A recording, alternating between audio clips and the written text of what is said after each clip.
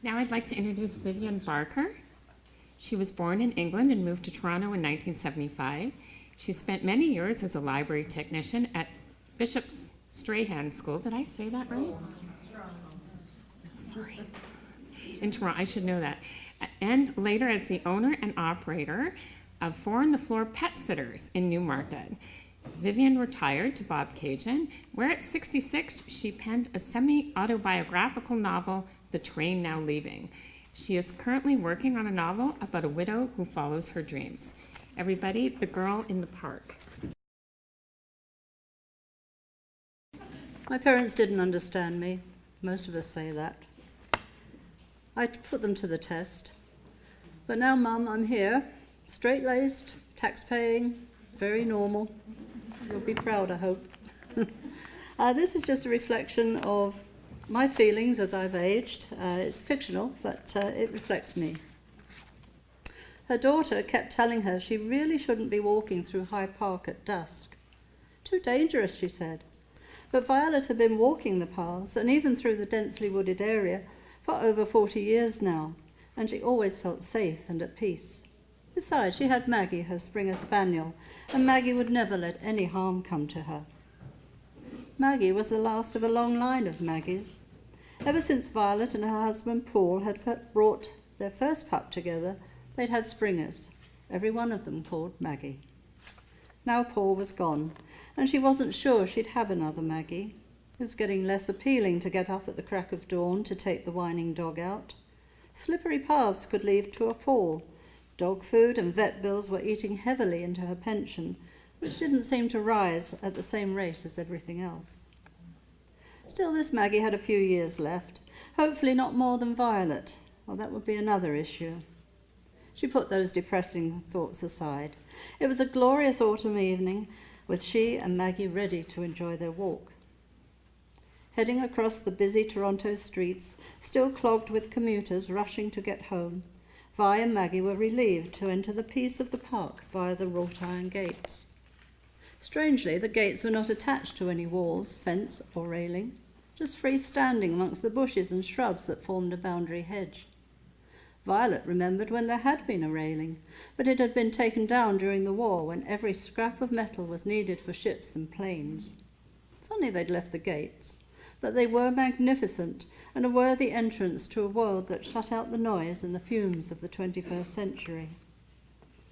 Once inside, Violet let Maggie off her leash, and the dog bounded into the undergrowth, following with delight the various scents that appealed to her. Now it was autumn, a beautiful time of year to be in the park, but the leaves were falling quickly, and it was getting dark earlier. Even at 6 o'clock the sun was going down. Vi followed Maggie slowly these days, but she wasn't worried. A sharp, short whistle would bring her immediately to her side. Very few people took the time these days to enjoy silence. Those that did come along the paths usually had a phone glued to their ear, or looking down, texting something that must be terribly important to risk a fall along the rutted path. Vi didn't understand the young's fascination with constant communication. Wasn't it wonderful to be alone with one's thoughts, listening to the scurrying of tiny animals, rustling the falling leaves, and the melodious music of the songbirds? Today it seemed she was alone, just as she liked it, when she heard Maggie barking from somewhere within the undergrowth. Vi whistled sharply, but Maggie didn't return. She whistled again, but the dog didn't come rushing up, panting, knowing she should have returned immediately. Another bark, and Vi was pushing her way through the tangled brush, briars catching her hair, scratching her face. Maggie must be in trouble, she thought, as she pushed harder through the branches, snaring her clothes and making her stumble over the fallen logs. Breaking through into a clearing, she found Maggie nosing at a bundle of what she thought were rags on the ground. Chastising the dog and ordering her to leave the rubbish alone, she came upon not rags, but a young woman curled up with her eyes open. Vi's hand went to her mouth. Had she found a dead body? Gathering her wits about her, she knelt with difficulty and put her hand to the girl's mouth.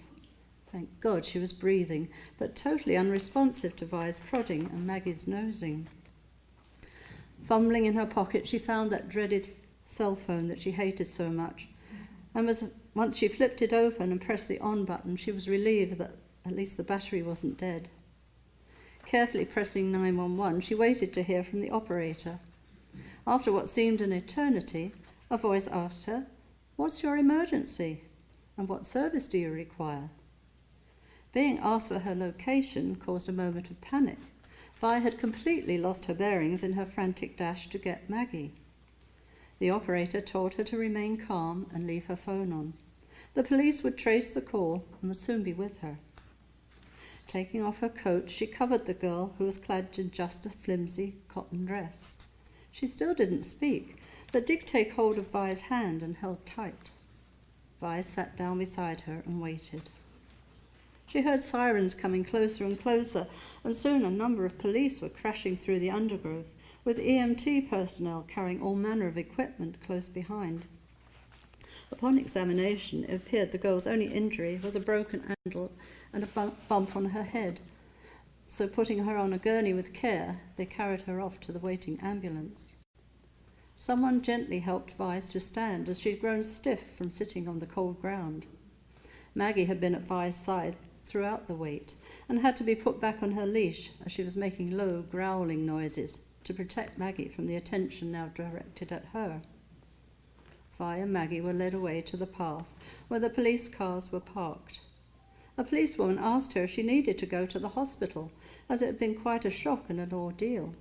But Vi replied that she was fine, but would appreciate a lift home, as she wasn't sure her legs were steady enough at present.